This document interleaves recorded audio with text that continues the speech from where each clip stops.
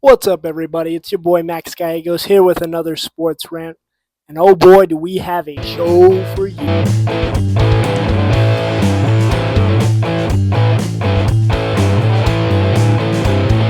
So we just wrapped up game 4 of the Lakers Timberwolves series. I'm going to start off with that one really fast. Timberwolves 116, Lakers 113. This game was pretty insane for the most part. I saw a lot of comments on Twitter and things that uh, just really wild stuff going around. The whole LeBron, he didn't have any points in the fourth quarter, and I've talked about this a lot. And I've talked about this series a lot, and they're now down 3-1, and I feel like the Lakers have one really glaring problem. They don't have a center, and the Timberwolves. I did not give them credit for this when I've talked about them.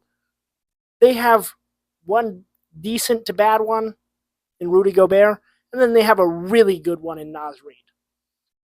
They have exactly they've been giving, and it's been shown in this series.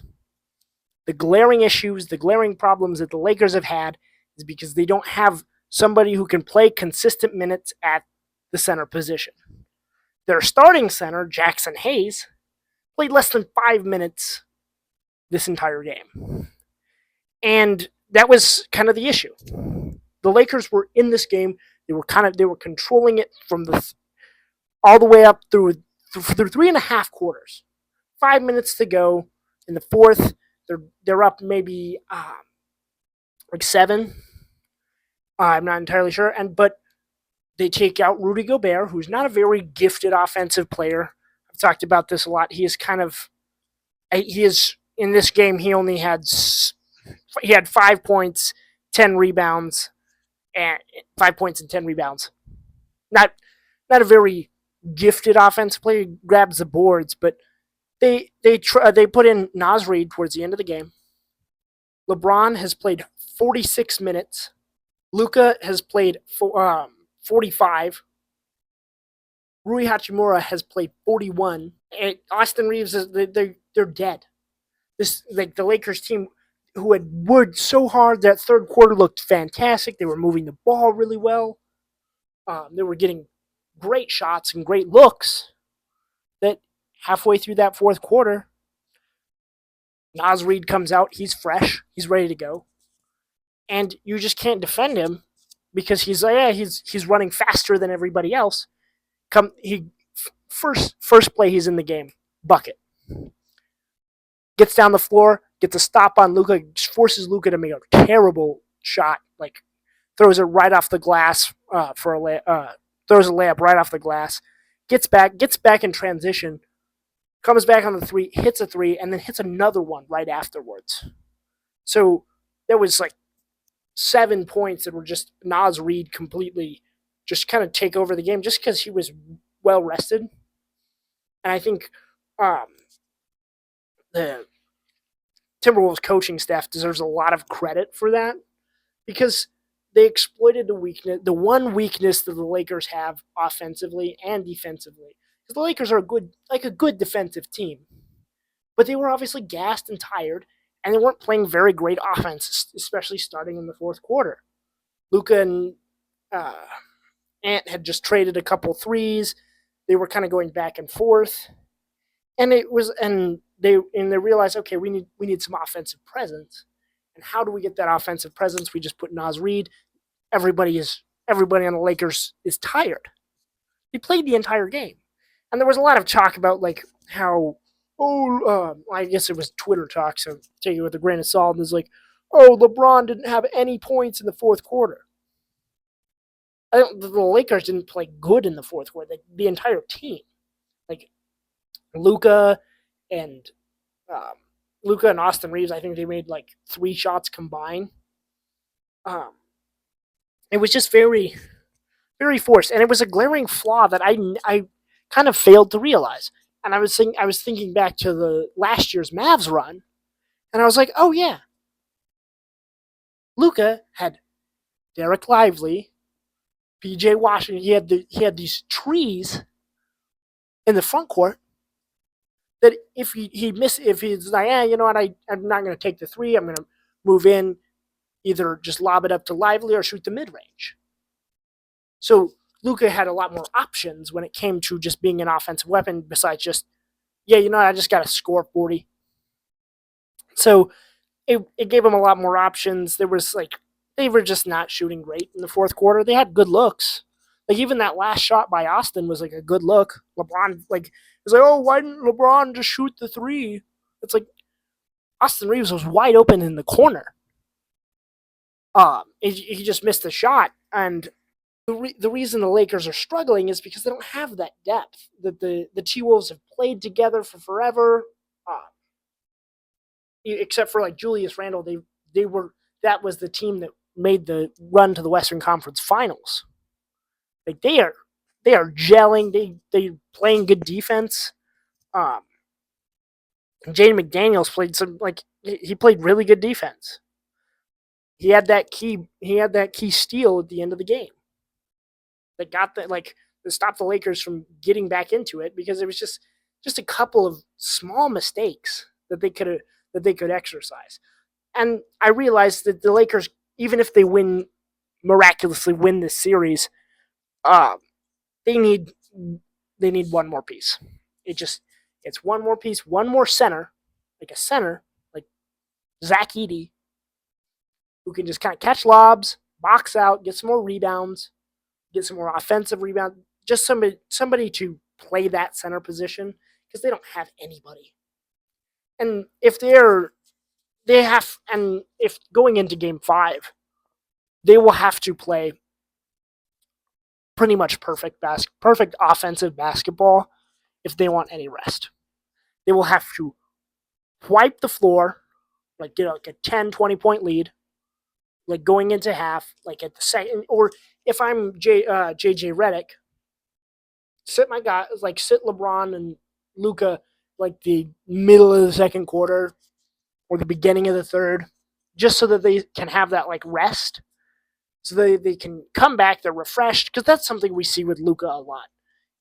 He's incredible, amazing. Comes down to the end of the game, he got his hands on his knees, he's breathing hard. Like we said, he's not great conditioning. That's why the Mavs traded him. So seeing it is like, oh shit, maybe they were kind of onto something. And I'm not giving Nico Harrison any credit, but it kind of makes sense, because they didn't win the game today because of Luka. I know he got tripped on that one of those final plays that didn't get called, but really, like there were other ways that they could have won that game. And just watching the T Wolves, I was like, yeah, this is their matchup, where they have depth at the center position, and the Lakers don't. The Lakers they really just have no personnel that can like really match what the T Wolves have. Even though I've talked about Rudy Gobert, just like he's just kind of an offensive liability.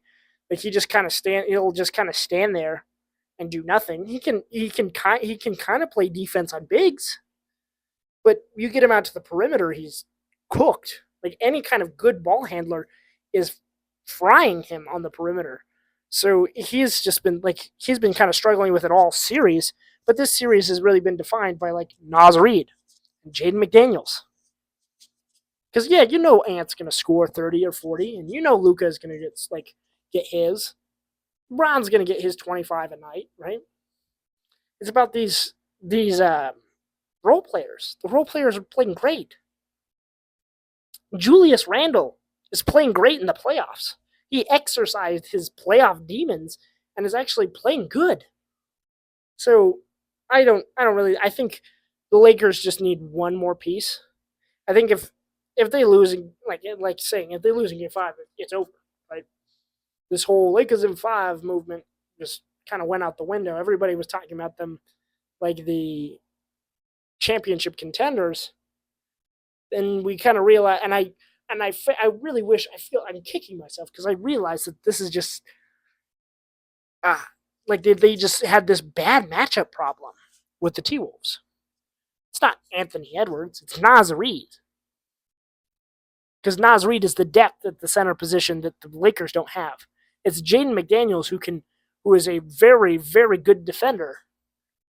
Who is, when he has a good night, the T Wolves will win. He can force Austin Reeves, like they can force Austin Reeves to struggle a lot.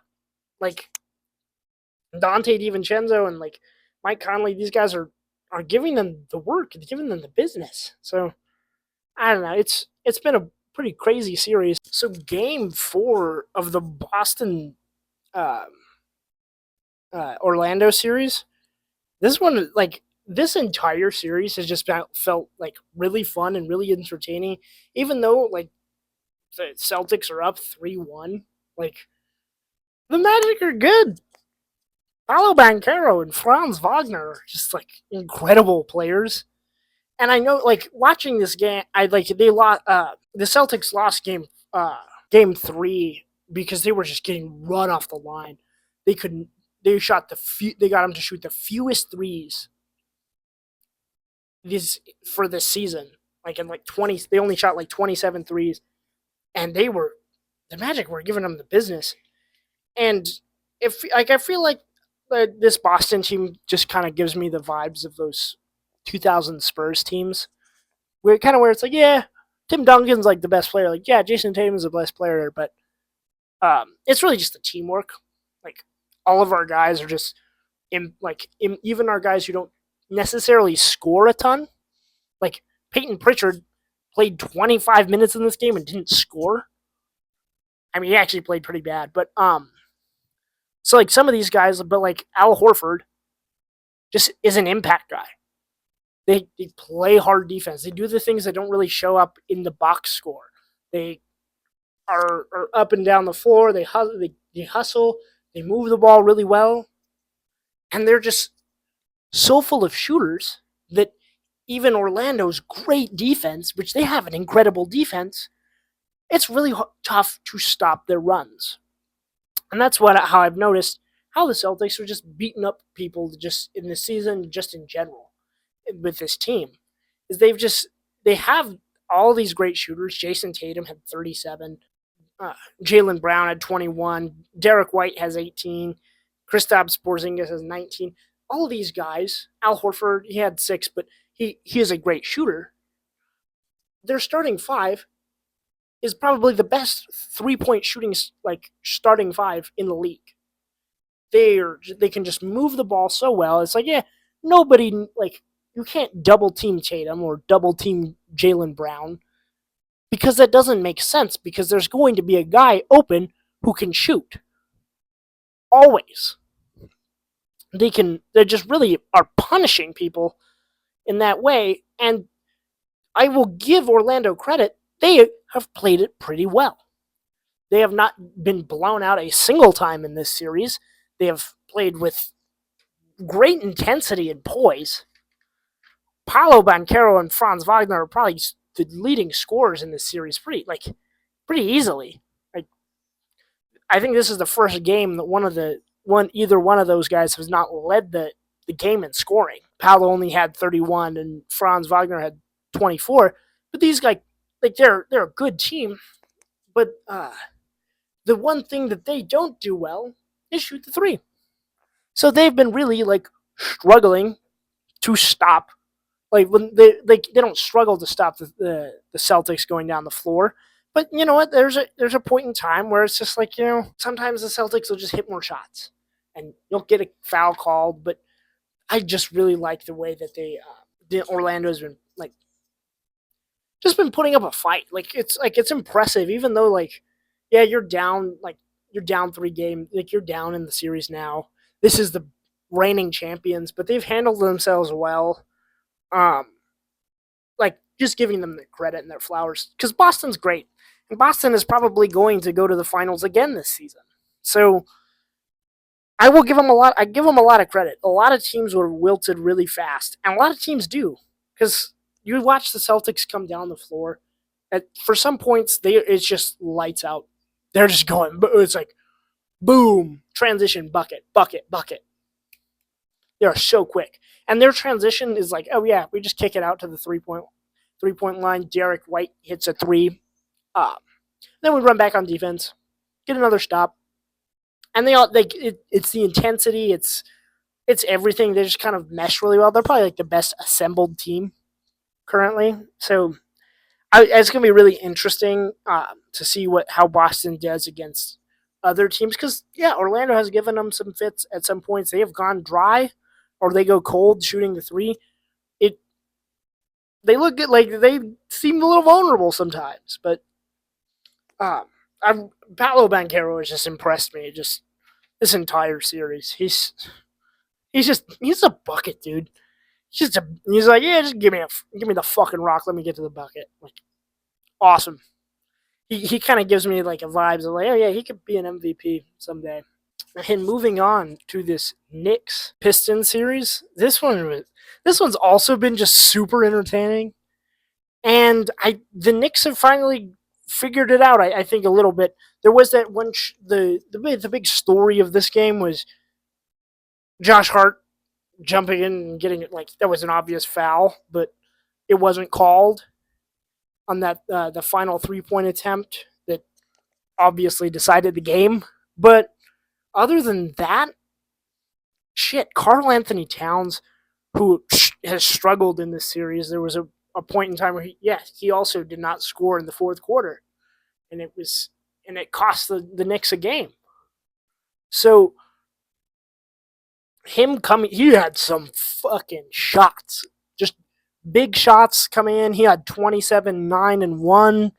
He's crazy. Like, he had played out of his mind. And it really helps Jalen Brunson. Because, yes, Jalen Brunson is, like we said, he's one of the best point guards in the league. He is going to get his buckets. But his usage rate is the highest in the league.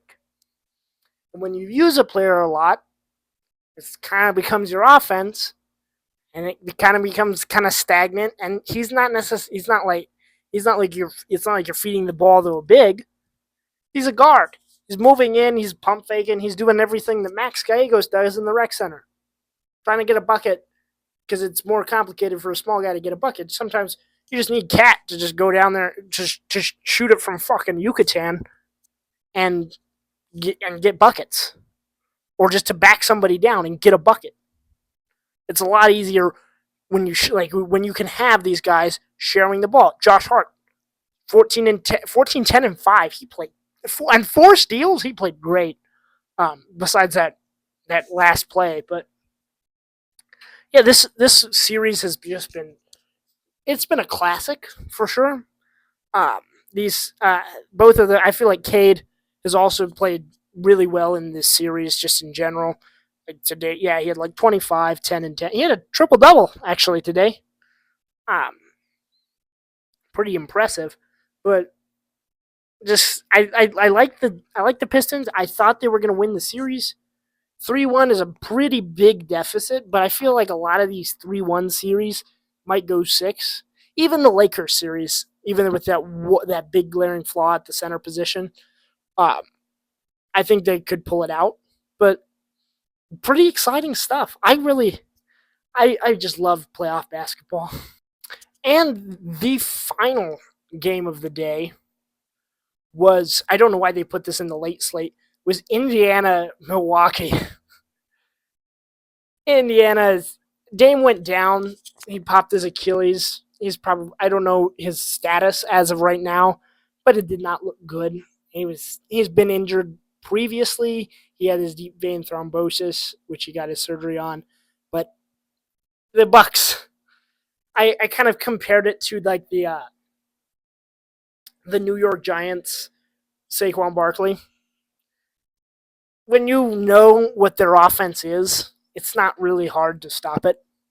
When they have one thing that they can do, and that's you just kind of got to help off the Giannis drive and just kind of hope and just get the rebound.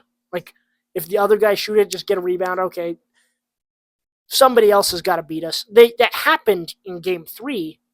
They got beat out by a role player. There was just this one didn't really pan out the way they hoped. Giannis might just move after this season because it doesn't really look like he's getting a lot of help. He won the chip there. He won the championship. They look good. Then the trade for Damian Lillard just kind of felt very weird. Because being a Suns fan, I've seen a lot of that where it's like, oh yeah, go get Kevin Durant, trade away your depth, trade away your what makes you a really good team, your continuity. What happened? Are the Suns in the playoffs? Trade for Bradley Beal. We didn't quite build a good enough culture for these guys. Bradley Beal doesn't even want to play for the Suns anymore. If he does, it's kind of just to troll him. But a team that does have a lot of depth and continuity and playoff experience is this Pacer team. All of their starters were in double digits today. They earned their keep. Pascal Siakam, Miles Turner, Tyrese Halliburton. They're all just like, they kind of remind me a little bit of the of Minnesota. Just like a lighter version, like a less like mean physicality kind of version of like a kind of friendlier Minnesota, rather like the eastern version of Minnesota, because they got like Obi Toppin, like Miles Turner, Pascal Siakam. They're all just like good players, and they just got real like they have the playoff experience together, which is important. They have they've played together for a really long time now, and they're beating up on this Bucks team, and this one looks like it's going to last one more game, and then it's going to be back to the drawing board. We'll see it. Like I want to see them against like the Knicks, because the Knicks would be an interesting matchup for them, because they could. I feel like they could give the Knicks some fits because of their size and length, because they're a really long team, but they're that would be a fun series. But like a lot of the other teams, it's like they're on that same. They have that same kind of continuity, but not to the level as like the Celtics, or even like the Celtics or Cavs. These teams are just too good. They have the same kind of continuity, but better stars, guys with more experience. But yeah, the Indiana's kind of fun. But this game kind of got to a snooze fest real fast. Like, so you could turn it off in like the third quarter because it was like, oh, this shit's over. So yeah, that's probably gonna be the video, guys. Appreciate you guys watching. Please like and subscribe if you like the content. You know the drill. Go follow my Instagram. Go follow my TikTok. Leave comments. Leave reviews. Tell me what I should talk about next down in the comments below.